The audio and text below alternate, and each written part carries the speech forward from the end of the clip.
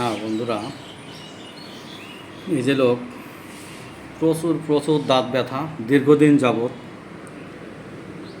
রোগীর তথ্য অনুসারে 3 বছর যাবৎ দাঁত ব্যথা, এত দাঁত ব্যথা যে জল পর্যন্ত গালে দিতে পারে না, মুখে দিলেই তীব্র ব্যথা, এমনকি অজ্ঞান পর্যন্ত হয়ে যাচ্ছে।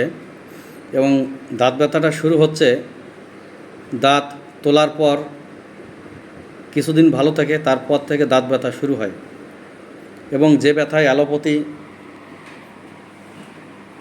ট্রিটমেন্ট করার পরেও যায়নি, বিভিন্ন প্রকার ব্যথানাশক ওষুধ দিনের পর দিন খেয়ে যাচ্ছে, তাতেও কোনো কাজ হচ্ছে না, লেশমাত্র ভালো হচ্ছে না, কোনো উপশম নেই। ব্যথা কেমন ছিল আপনার? স্যার ব্যথা এখন জ্বালা যন্ত্রণা টিকতে করতাম না স্যার। এত বেশি ব্যথা ছিল? হ্যাঁ স্যার।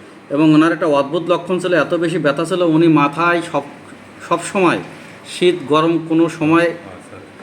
বাদ নেই, মাথায় কোনো কিছু বেঁধে রাখতো। হ্যাঁ গামাই রাখতাম না। এবং বাধার কারণটা হচ্ছে সে মনে করতো বেঁধে রাখলে মনে হয় ব্যথা কিছুটা কম হবে, আসলে তা কখনই হতো না।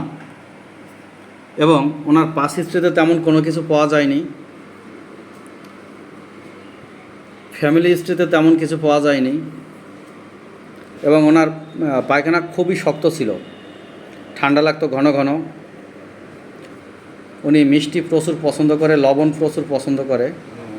হ্যাঁ, পায়খানা কি এখন আপনার শক্ত হয়? না স্যার। পায়খানা ঠিক হচ্ছে? ব্যথা কেমন আছে এখন? সামান্য স্যার। ব্যথা অতটা উপলব্ধি হয় না? না স্যার। আর আজকে যে এই যে আমার কাছে যতবারই আসছেন, এরপরে আগে যদিও ভিডিও করা হয়নি, আজকে প্রায় দেখলাম কোনো মাফলার বা কোনো আবরণ মাথায় দিয়ে আসতেন, তা আজকে দেখছি যে নিয়ে আসেননি। না স্যার। তার মানে ব্যথা কি আগের থেকে অনেক ভালো? অনেক ভালো স্যার। এই তো সব দিক দিয়ে আপনি ভালো আছেন? একটু করে খাওয়া দাওয়া চলবে স্যার। এটা তা আগের মতো নয়, পায়খানাটা স্বাভাবিক হচ্ছে। আর ঠান্ডা, এই যে যে ঘন ঘন ঠান্ডা লাগতো, ঠান্ডাটা কি এখন আর লাগে? ঠান্ডাটা লাগে না স্যার। আগে কম্বল বেঁধে একটু গরমে একটু টিকে দিতে কম্বল রাখি না, খাতা খাতা দেয় না। ঠান্ডাটাও আগের থেকে কম লাগে, এই তো? তার মানে উনি বলতে চাচ্ছে উনি গরমকালেও কম্বল গায়ে দিত, ঠান্ডার চাপটা এতই বেশি।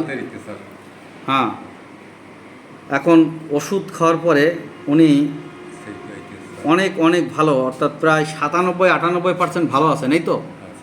হ্যাঁ, যাক, ঠিক আছে, ধন্যবাদ। আচ্ছা, ঠিক আছে, ধন্যবাদ। তাহলে একটা ক্লিয়ার বলবি আস্তে আস্তে